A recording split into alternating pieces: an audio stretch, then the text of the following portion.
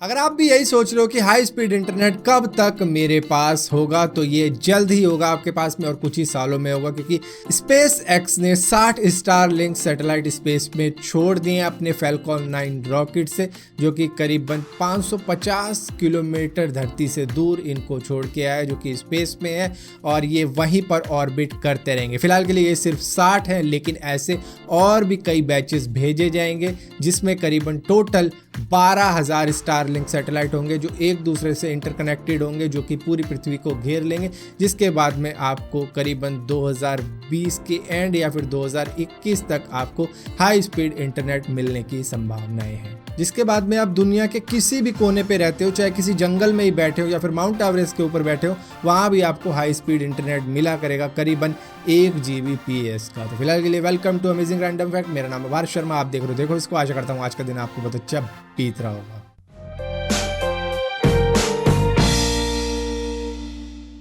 आपको ये बात जानकर हैरानी नहीं होनी चाहिए कि इस दुनिया में सबसे ज्यादा ऐप्स और गेम्स को डाउनलोड करने वाली कंट्री इंडिया ही है। कोई और कंट्री इसके आसपास भी नहीं फटकती है। सिर्फ 3 महीनों में ही हमने करीबन 4.8 बिलियन ऐप्स और गेम्स को इन टोटल डाउनलोड कर लिया है। इसमें से कुछ पेड भी होंगी, कुछ एडवर्टाइजमेंट वाली भी होंगी, कुछ फ्री वाली भी होंगी। तो यहाँ से आप समझ सकते हो कि क्यों मैंने कुछ वीडियो पहले कहा था कि इंडिया एक गोल्डन बर्ड है इंटरनेट की, जिसके लिए पूरी दुनिया अब इसी को टारगेट करती है, क्योंकि एक बहुत बड़ी मार्केट है इंटरनेट के ऊपर। अब चाहे आप यूट्यूब के ऊपर देख लो, चाहे आप प्ले स्टोर पे देख लो, तो ज़्यादातर चीज़ें जो भी हो रही हैं वो इंडिया के ही इर्द गिर्द होती हैं। साइंटिस्ट ने ग्लोबल वार्मिंग को कम करने के लिए अब सैटेलाइट का भी यूज़ करने का फैसला किया है, जहाँ पर सैटेलाइट से ही ये देखा जा सकेगा कि कौन सी इंडस्ट्री सबसे ज़्यादा पॉल्यूशन कर रही है, कार्बन डाइऑक्साइड निकाल रही है, या फिर जो भी पावर प्लांट्स होते हैं वो काफ़ी ज़्यादा पॉल्यूशन करते हैं, तो वो कितना ज़्यादा पॉल्यूशन कर रहे हैं। इसके बाद में उन पर लगाम भी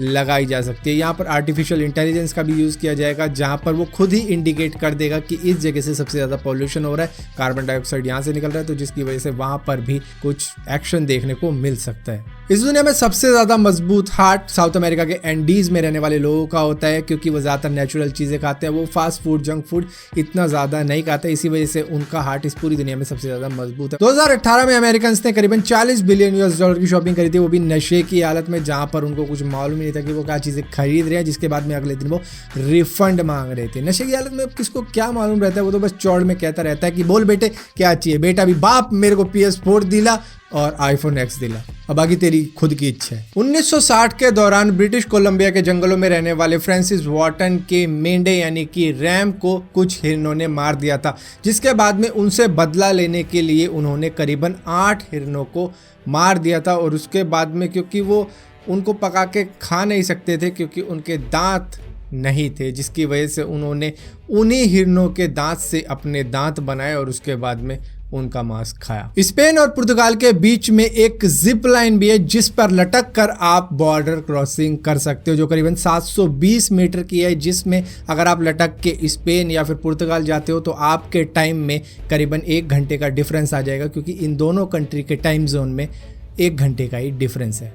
दोस्तों, सूरत के अंदर एक हादसा हुआ था, जहां पर एक बिल्डिंग में, जहां पर कोचिंग सेंटर भी था, उसमें आग लग गई थी, जिसके बाद में कई बच्चों की जान चली गई। और यहां पर अगर आप देखोगे तो यहां पर आपको साफ साफ लापरवाही देखने को मिल जाएगी कि उस बिल्डिंग में जिसमें इतने सारे जने हैं, उसमें कोई भी इमरजेंसी एग्जिट नहीं थी। अगर आप बाहर के देशों में देखोगे तो वहाँ पर हर बिल्डिंग में एक इमरजेंसी एग्जिट बनाई जाती है, चाहे बाहर की तरफ ही एक सीढ़ी लगा दी जाए, जो कि कुछ हाइड्रोलिक या स्प्रिंग टाइप की होती है, कि मतलब उस पर आप वजन डालोगे तो वो नीचे को चली जाएगी। तो इस तरीके की सीढ़ी लगाई जाती है, जिनको इमरजेंसी एग्जिट भी कहा जाता है वहाँ पर। लेकिन यहाँ पर कोई इमरजेंसी एग्जिट भी नहीं थी, तो यहाँ पर बनाने वालों की भी गलती थी इस बिल्डिंग को। और इसी के साथ साथ फायर ब्रिगेड भी काफ़ी ज़्यादा लेट पहुंची थी, और इसी के साथ साथ ना कुछ नीचे बिछाया गया था। जिस तरीके इसके एयर बैग्स होते हैं, जिनके ऊपर 10वीं मंजिल से भी बंदे कूद जाते हैं लेकिन उनको कुछ नहीं होता, तो वो भी नहीं था यहाँ पे। और इसी के साथ साथ सीढ़ियाँ, जो कि एक प्राइमरी इक्विपमेंट होता है किसी भी फायर ब्रिगेड के लिए, उसकी हाइट भी इतनी नहीं थी कि वो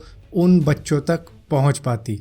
गाड़ियाँ ही गाड़ियाँ मौजूद थी फायर ब्रिगेड की। तो एक सवाल उठता है इससे, क्योंकि अगर आप बाहर के देशों में देखोगे तो वहाँ पर कंपटीशन होता है फायर ब्रिगेड का, और उनको प्राइज़ भी मिलता है। मतलब ऐसे नहीं कि इस तरीके की सिचुएशन में कंपटीशन रखा जाता है, बल्कि एक सिचुएशन क्रिएट की जाती है जहाँ पर फायर ब्रिगेड के लोग पहुँचते हैं और उसके बाद में वहाँ पर जल्दी से जल्दी सिचुएशन को सॉल्व करने की कोशिश करते हैं। तो वहाँ पर जो जीतता है उनको प्राइज़ मिलता है। तो इससे पता लगता है कि कितनी फिटनेस है उन फायर ब्रिगेड वालों की जो कि इस तरीके के कंपटीशन में भाग लेते हैं। तो फिलहाल के लिए ये कुछ चीज़ें हैं जिसकी वजह से मुझे लगता है कि मेरी सोच है कि ये हादसा हुआ है कि एक तो फायर ब्रिगेड की लापरवाही, लेट पहुँचे, ऊपर से सीढ़ी नहीं, ऊपर से नीचे कुछ नहीं, और इसी के साथ साथ बिल्डिंग में कोई इमरजेंसी एग्जिट नहीं। और यही कुछ चीज़ें हैं जो रीज़न बनी उन जानों की जो बेफजूल में चली गई। अगर वहाँ पर एक भी चीज़ सही रहती तो शायद इनकी जान बच सकती थी। तो फिलहाल के लिए इस वीडियो में इतना ही था। अगर ये वीडियो आपको पसंद आती है तो इसको लाइक ज़रूर करना, शेयर ज़रूर करना,